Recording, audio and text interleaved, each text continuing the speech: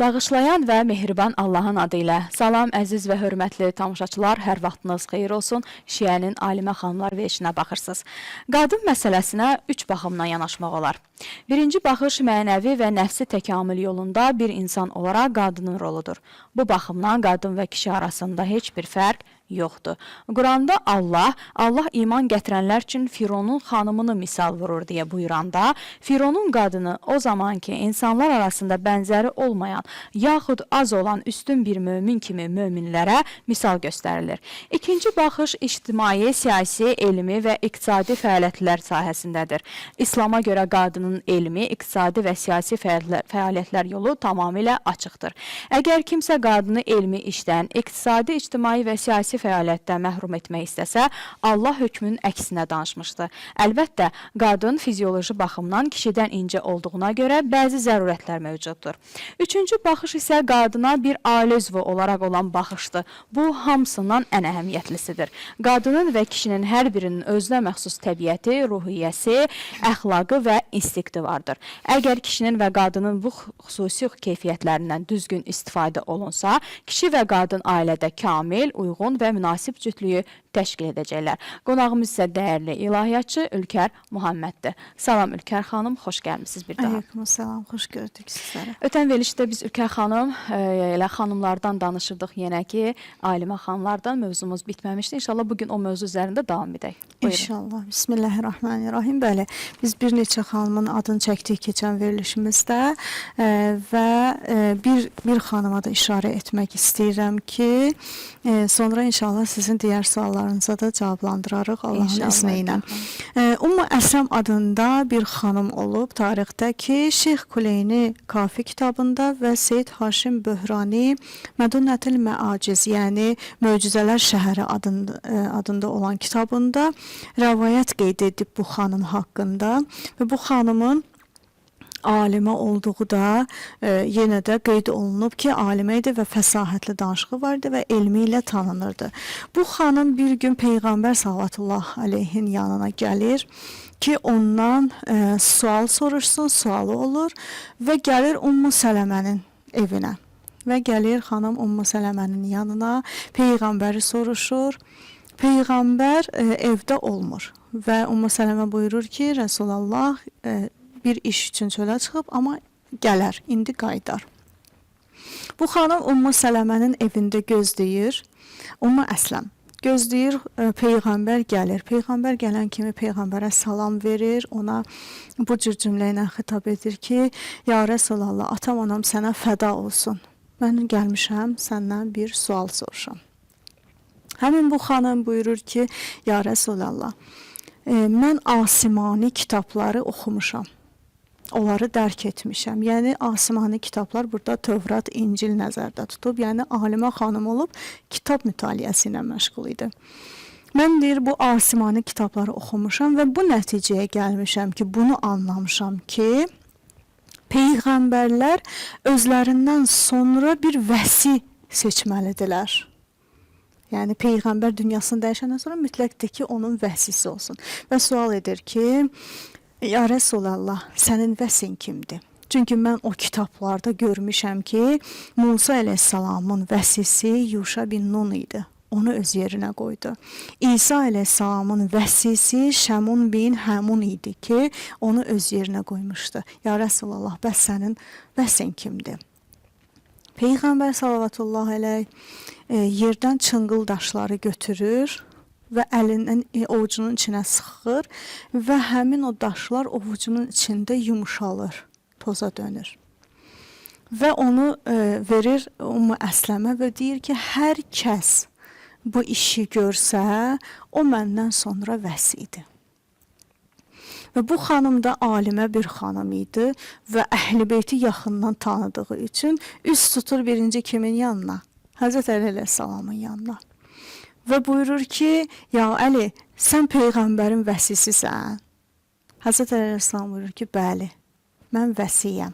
Və heç bir şey demədən Həzrət Əli əleyhissalam çınqılları götürür, ovucunun içində yenə də yumşaldır onları. Sonra buyurur ki, hər kəs bu işi görsə, məndən sonra o mənim vəssimdir. Yəni məndən sonra imam odur. Bu alimə xanımdır, gözəl tanıyır, bilir və üst tutur kimin yanına? Təbii ki, İmam İmam Həsən. Həsən əleyhissalamın yanına ki, o vaxtı hələ İmam Həsən əleyhissalam uşaq yaşlarındaydı. Yəni hələ gənclik dövrünə yetişməmişdi və gəlir ona buyurur ki, atam, anam sənə fəda olsun, yəbnə Rəsulallah. Sən atandan sonra olan vəsisən? Buyurur ki, bəli. Və İmam Həsən əleyhissalam da yenə də daşı götürür, əlində həmin o daş yumşalır və sonra buyurur ki, hər kəs bu işi görsə, məndən sonra imam odur. Və təbii ki, bu xanım da üst tutur İmam Hüseyn əleyhissalamın yanına ki, İmam Hüseyn əleyhissalam da hələ o da körpə yaşlarındadır, uşaq yaşlarındaydı və həmin iş yenə də təkrarlanır, bu işi görür və İmam Hüseyn əleyhissalam da buyurur ki, hər kəs məndən sonra bu işi görsə, məndən sonraki imamdır və mənim vəsimdir. Və gəlir o məqama çatır ki, bu xanım ömrü o qədər olur ki, Kərbəla hadisəsindən sonra gəlir İmam Səccad əleyhissalamın xidmətinə çatanda və imama buyurur ki, sən İmam Hüseynin vəsisisən. İmam Səccad da həmin işi görür, yəni o daşları ocun içində yumşaldır və ondan sonra bu cür bu xanım, yəni elmi ilə, yəni başqa tərəfə getmir. Çünki bilirdi ki, bu nübüvvət ailəsidir. Nübüvvət ailəsində mütləqdir ki, yəni bunların evində olacaq. Çünki ətrafdakıları da tanıyırdı, səhabələrdən də xəbərdar idi və bu ailəni o qədər gözəl tanıyırdı və elmi buna icazə verirdi ki, öz elmi ilə düşünürdü ki, Peyğəmbərdən sonra təbii ki, Həzrət Əli olmalıdır, Əlidən sonra onun övladları olmalıdır imam olaraq. Və bu xanımın elmi bunu isbat etdi bir daha ki, o səhv bir ünvana gedib, səhv bir insanın yanına gedib, onun vəsi olacağını soruşmadı. Bəli. Ülkər xanım, imamların dövründə alimə xanımlar var idi. Bu xanımların var olmasının əhəmiyyəti nə idi? Bəli, düz buyurursunuz. Bəli, ta biz Peyğəmbərin dövründən ki danışırıq indiyənə qədər, biz artıq Peyğəmbərin dövründə olanlardan neçəsinin adını çəkmişik. Bəli, imamların dövründə də alimə xanımlar var idi. Çünki əgər fikir versəz, imamların dövründə, Peyğəmbərin dövründə Peyğəmbərin xanımlarından var idi ki, dini müdafiə edirdilər, sözlərini çatdırırlar və yaxınlarından, onun ətrafından və ya da Peyğəmbərin dövründə yaşayan xanımlardan ki, biz keçən səfərdə adlarını çəkmişdik, o xanımlar ki, Peyğəmbərin dövründə yaşamışdılar. Ya elə biraz öncə danışdığımız Ümmü Əslam kimi. Amma imamların dövründə, yəni hardasa İmam Hüseyn əleyhissalamdan sonraki dövrdə biraz şiələri daha çox sıxırdılar, təbliğ daha az olmuşdu, azalmışdı, açıq-aşkar təbliğlərə yol verilmirdi və eyni zamanda şiələrin canının xətərdən qorunması üçün imamlar bir növ rabitəni qət etmişlər, yəni uzaqlaşmışlar öz şiələrinə, deyirdilər ki, gəlməsinlər onların yanına.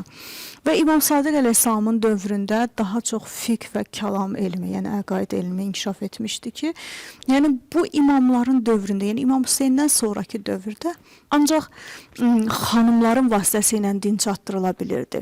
Çünki şiələrlə, yəni bəylərlə, kişilərlə rabitə mümkün deyildi. Çünki kim bilirdi ki, əgər eşitsəydilər ki, imamla görüşə gəlib, imamın yanına gəlib, həmin şəxsi əziyyət edirdilər və qətlə yetirməyə kimi gətirirdilər. Bu səbəbdən ki, imam rabitəni kəsmişdi öz şiələri ilə, xanımlar, onun öz evində olan xanımlar, ətrafında olan xanımlar və yaxud da ki, sahabələrin xanımları gəlirdilər imamın yanına və yaxud da ki, imamın evində olanlar imamdan elmi öyrənirdilər. Sualları verirdilər, suallara cavab verilirdi və yaxud da ki, imamlar öz sözlərini onlara deyirdilər ki, onlar xanımlar da o digər şəxslərə, yəni çatdırsınlar və hətta tarixdə yazılıb, yəni əhəmiyyəti bundan ibarətdir ki, tarixdə yazılıb ki, o sahabələr ki, var idi, şiənin böyükləri idilər, elmi çatdırırdılar, təbliğləri onların, yəni belə deyək də, başçı kimi idilər, imamın sağ əli rolunda gedirdilər. Onlar belə gəlirdilər, o xanımlardan suallarına cavab alırdılar. Çünki bilirdilər ki, o xanımlar imamın yanındadılar və imamdan Bəli. həmin elmi alıblar və elmə yiyələniblər və mütləq şəkildədir ki, bu xanımlar düz danışırlar. Buna da etiqadları var idi və etibar edir. Çünki imam özü icazə vermişdi o xanımlar ondan öyrəndiyi elmi onlara çatdırsınlar. Və fikir verin qadının roluna. Gizli idi bu məsələ.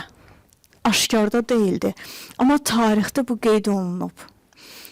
Həmin anda heç kimin xəbəri yox idi o xanımlardan.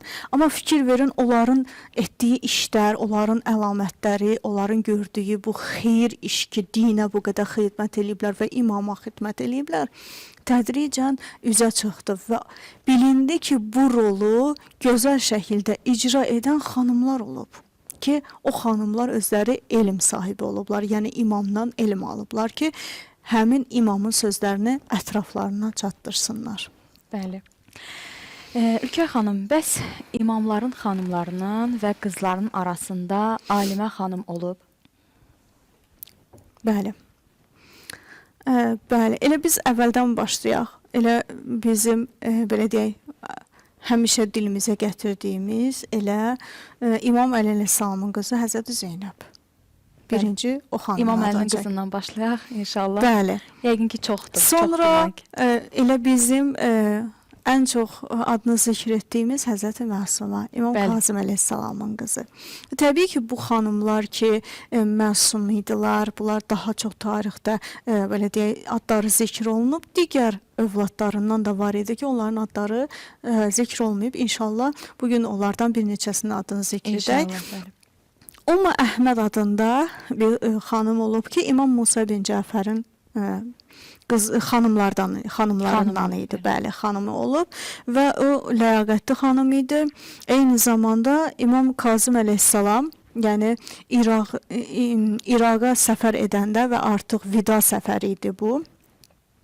Biz keçən verilişlərimizdə bu haqda danışmışdıq ki, vilayətin özünün bir əmanəti var idi ki, imamlar bir-birinə ötürürlər bu əmanət. Bəzi yerlərdə qeyd olunub ki, kitab və əba idi ki, vilayət əbası idi. Həmin bu əmanəti İmam Kazım əleyhissalam öz xanımına, yəni Ümmü Əhmədə təqdim eləyir. Və buyurur ki, mən gedirəm, vidalaşır, deyir, mən gedirəm. Övladlarımdan hansı biri gəlib bu əbanı səndən istəsələr, bil ki, məndən sonra imam odur. Və bunu da bil ki, bu iş baş versə, bil ki, mən dünyadan getmişəm artıq. Dünyamı dəyişmişəm. Və imam, bu xanım görün nə qədər etibar qazanıb ki, çünki o vilayətə aid olan bir əmanət idi ki, hər kəsə vermək mümkün deyildi.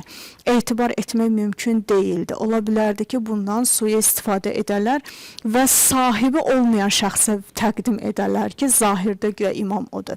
Amma imamın burada, yəni xanımın elmi, onun ibadəti, onun imanı bunu təsdiqlədi ki, imam ona etibar etdi və o vilayət, belə deyək, buxçasını ona əmanət verdi.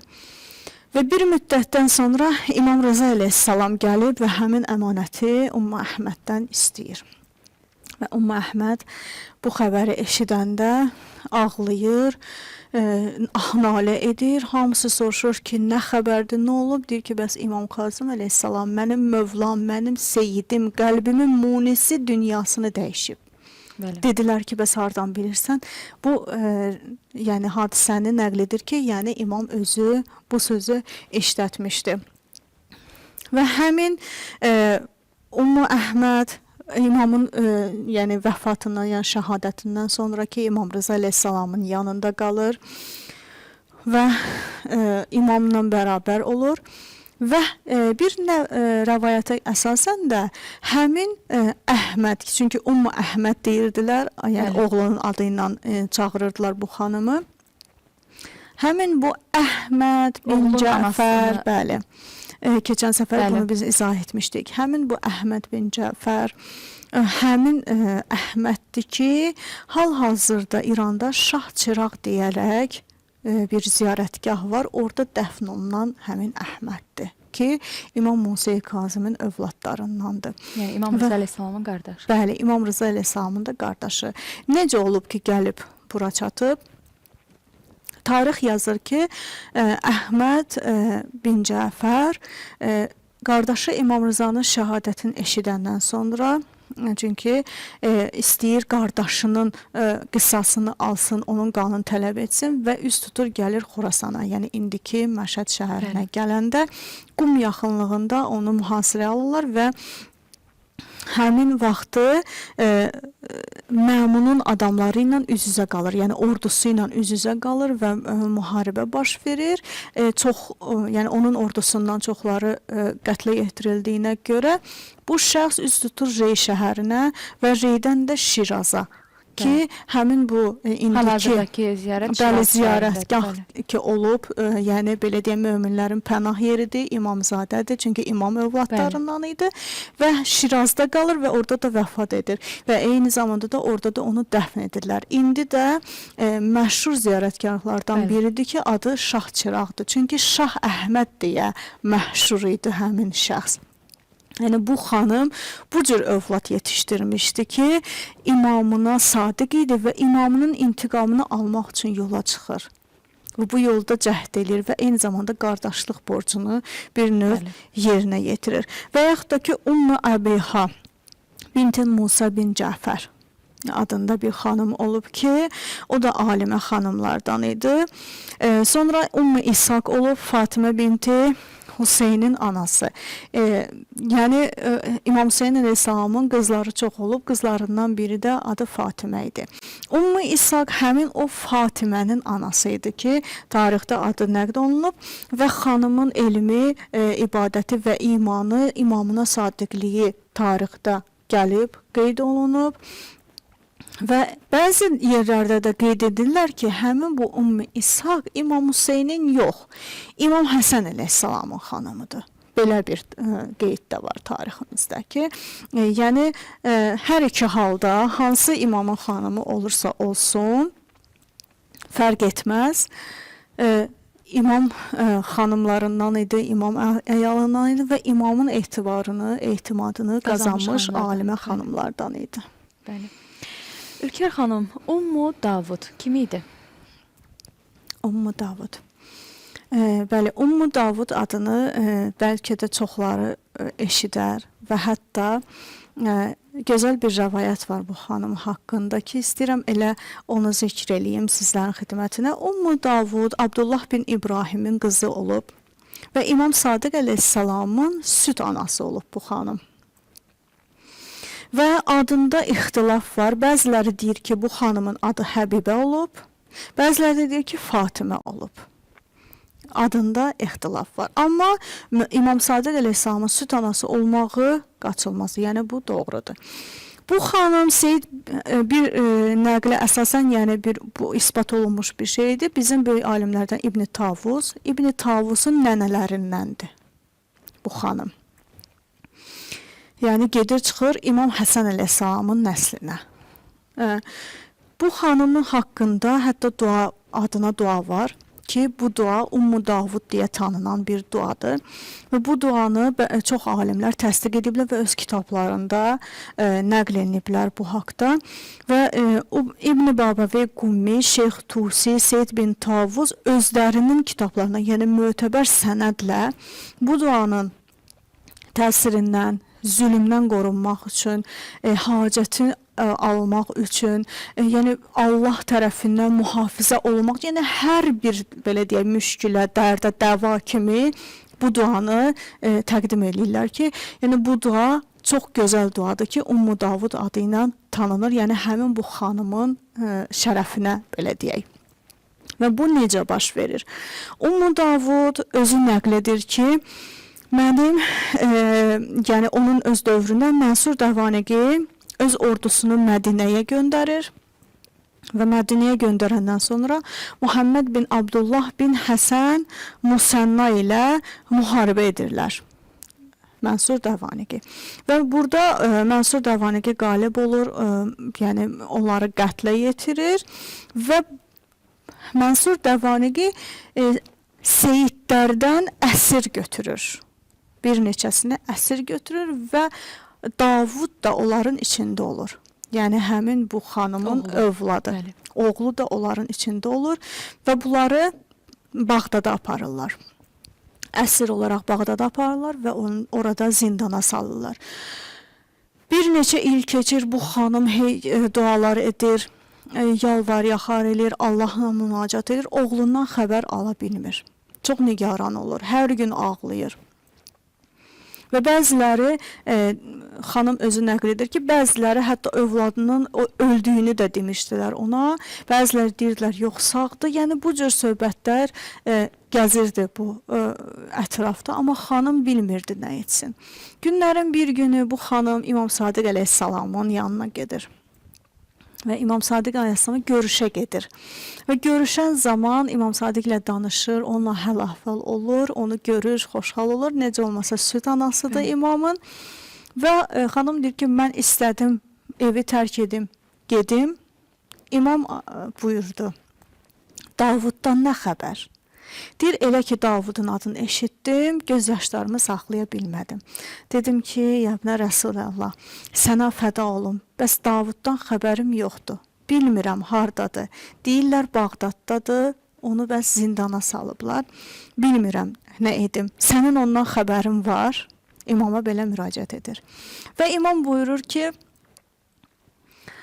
sən niyə bu qədər çarəsiz qalmısan ki? Sənin niyə dua etmirsən? Elə bir dua ki, zülmətdən nura çıxardar. Elə bir dua ki, hacətləri sənə birbaş mələklər qarşılayar o duanı ki, hacətin qəbul olsun. Bu cür imam tərif edir bunu, duanı və imam duanın tərifində deyir, sonra Ummu Davud buyurur ki, bəs mən bu dua nədir, mənə də öyrət, necə edim bu duanı? İmam Sadiq əleyhissalam buyurur ki, haram aylardan biri yaxınlaşır, yəni Rəcəb ayını nəzərdə tutur. Rəcəb ayı yaxınlaşır və bu duanı Rəcəb ayının ortasında, yəni 13-ü, 14-ü və 15-ində. Bu duanı oxu, hacətini istə və mütləq şəkildə, yəni Allah bu duanın vasitəsilə sənin hacətini verəcək. Yəni mümkün deyil ki, bu duanı oxuyun. Bunu demək istəyir ki, imam. Yəni onda bu dua İmam Sadiq əleyhissalamdan bizə gəlmiş bir duadır, Bəli, belə deyir ki, xanım. bəli. Və Rəcəb ayında oxunması tövsiyə olunur. Bəli. Rəcəb ayında Bəli. oxunması və məxsusən də 13-cü, 14-cü, 15-ci, o ki, ay bütövlənir. Həmin anda oxumağı tövsiyə olunur. Və imam bu duanı həmin vaxtı oxumağı tövsiyə edir. Ummu Davud bu sözləri eşidir, sanki biraz rahatlaşır və üst tutur evinə. Və gözləyir, Rəcəb ayı daxil olur. Rəcəb ayının 13-ü, 14-ü və 15-i gecəsi bu duanı, yəni imamın öyrətdiyi duanı oxuyur. Sonra namazlarını qılır, ondan əlavə dualar da edir və xanım özü buyurur ki, 16-cı gecəsində orucumu açdım, iftarımı etdim. Yəni imamın orada tövsiyəsi də bu idi ki, oruc da tutmalısan. Həmin günlərdə oruc tutub və o duanı oxumaq. Yəni 13-ü, 14-ü, 15-i və 3 dəfə oxunmalıdır. Bəli, hər gün oxunmalıdır. Və izləyicilərimiz istifadə etsin inşallah Rəcəb ayında. Bəli, inşallah Allah hamının hacətini versin. Amin. Bu cür imam tövsiyə verir ki, oruç tutursan, bu duanı da 3 gün ərzində oxuyursan, sonra xanım deyir ki, bu işləri etdim mən. Bunları yerinə yetirəndən sonra 16-cı gecə idi, Rəcəb ayının 16-cı gecəsi idi ki, iftarımı açdım, duamı etdim, namazlarımı qıldım və məni yuxu apardı. Və mən yuxuda gördüm ki, bütün peyğəmbərlər, bütün mələklər, bütün salavat göndərdiyim şəxslər və şəhidlər hamısı ətrafımdadılar və mənə sanki bəşarət vermək istəyirlər. Birdən Rəsulullahı gördüm, Peyğəmbər salavatullahı gördüm ki, gəlir, mənə xitab edir, deyir, Ummu Davud, bu şəxslər, yəni mələklər, şəhidlər, salavat göndərdiyin şəxslər, Peyğəmbərlər, hamısı gəliblər sənə bəşarət versinlər, müjdə versinlər ki, sənin etdiyin dua qəbul oldu və tez bir zamanda oğluva qovuşacaqsan. Ummu Davud yuxudan deyir, ayıldım və biraz keçməmişdi ki, oğlum gəldi. oğlum gəldi. Oğlum gələndən sonra mən oğlumdan oğlum nəql etdi ki, ana, mən Bağdadın zindanındaydım. Elə bir əziyyətdə idim ki, elə bir qaranlıq bir yerdəydim, əli ayağım zəncirli. Rəcəb ayının ortası idi ki, yəni 15-i idi ki, bir yuxu gördüm. Yuxuda gördüm ki, sən namaz qılırsan, həsir üzərində namaz qılırsan və sənin ətrafında insanlar var ki, əllərində təsbih dua edirlər, üzləri yuxarı dua edirlər və bir nəfər içlərindən çox ətirli, gözəl simalı, gözəl görünüşlü bir şəxs, bildim ki, bu Rəsulallahdır, salavatullahi əleyh, və o mənə tərəf çöndü ki, dedi, gözün aydın, anava qovuşacaqsan. Və səhər açıldı, məni saraya istədilər və eyni zamanda da həmin saraya getdim və mənim əli qolumu açdılar zəncirdən və mən gəldim. Bir dəvəyə səvar etdilər və mən gəldim. Oğlu qayıdandan sonra Ummu Davud oğlu ilə bərabər İmam Sadiqin xidmətinə gəlir. İmam Sadiq bu halı danışır ki, bəs bu cür olub ki, məni bu cür buraxdılar, məni bu cür azad etdilər. İmam Sadiqin orada bir gözəl bir sözü var. İmam Sadiq buyurur ki, bu hamısı Həzrət Əlinin, yəni Cəddim Əli əleyhissalamın işi idi. Necə? Deyir, çünki həmin gecə Mənsur Dəvaniqinin yuxusuna Cəddim Əli əleyhissalam girdi və ona dedi ki, mənim övladımı azad etməsən səni atəşə atacağam. Və o bu qorxu ilə ayılır və həmin şəxsi azad edir və onu öz anasına qovuşdur. Yəni bu duanın təsiri idi. Bəli, Ülkər xanım, çox gözəl, həqiqətən. İnşallah biz də bu duadan mütləq istifadə edək Rəcəb ayında. İnşallah Allah hamının müşkillərini həll etsin, Allah hamının hacətini versin. Çox sağ olun Ülkər xanım, təşəkkürümüzü bildiririk. Bugünlük bu qədər əzizlər. İnşallah bu duadan istifadə edərik Rəcəb ayında. Nəticəsini də Allahın izni ilə görərik. Əsas odur ki, sidq ürəklə Allaha dua edək. Dualarınızda da bizləri unutmayın əzizlər. Allaha əmanət olun.